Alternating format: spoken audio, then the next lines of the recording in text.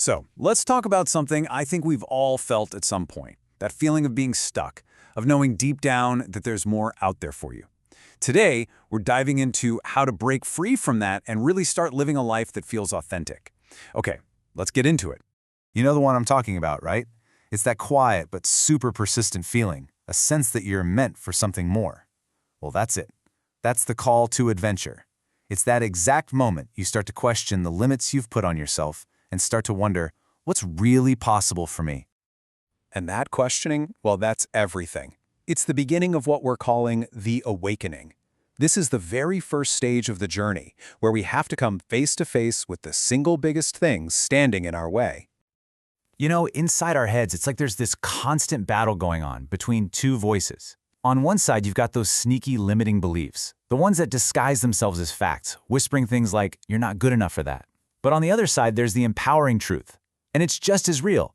You are capable of absolutely incredible things. The first step is just learning to recognize which voice you're actually listening to.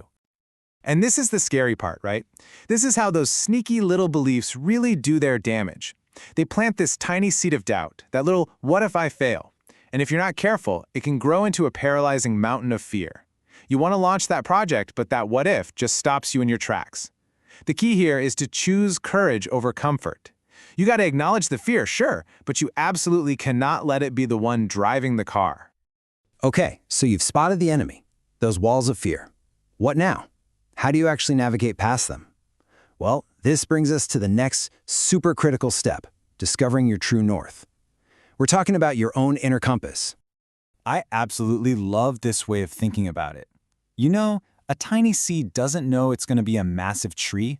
It just follows its own nature and grows. Your potential isn't some rigid, fixed path you have to find.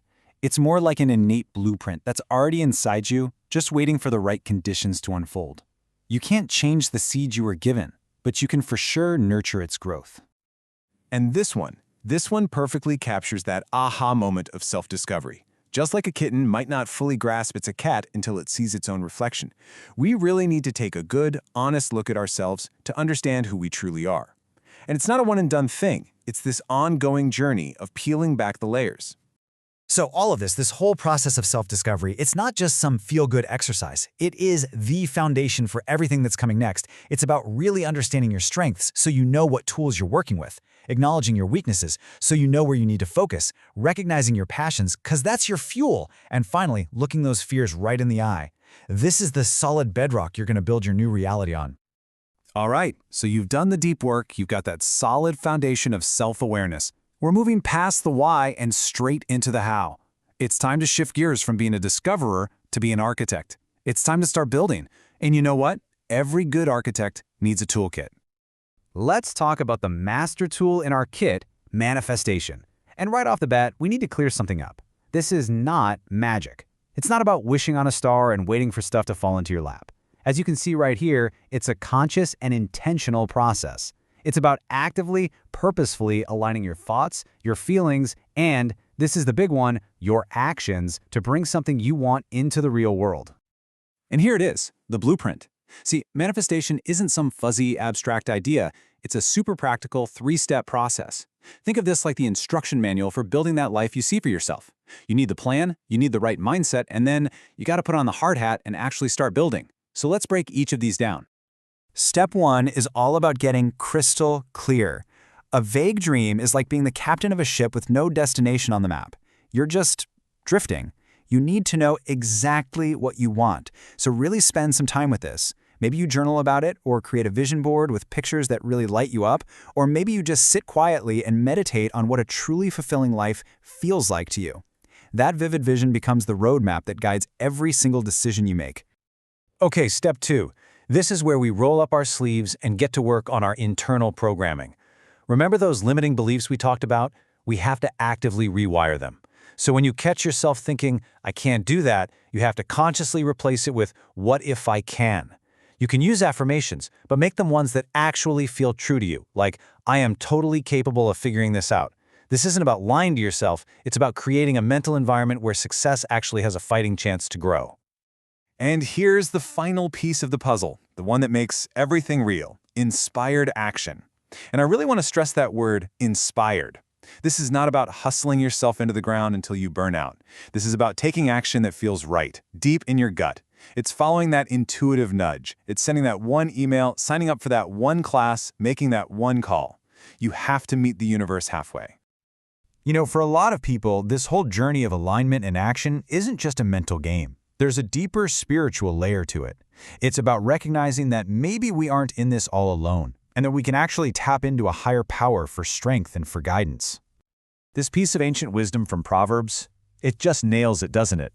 It's telling us that our internal world, what we're thinking and believing in our heart of hearts, directly shapes our external reality. It's such a powerful reminder of our ability to co-create our lives when we operate from a place of faith. In this metaphor of the vine and branches, wow, it just brings that idea of connection to life. Think about it. A branch can't survive, let alone bear any fruit, if it's been cut off from the vine.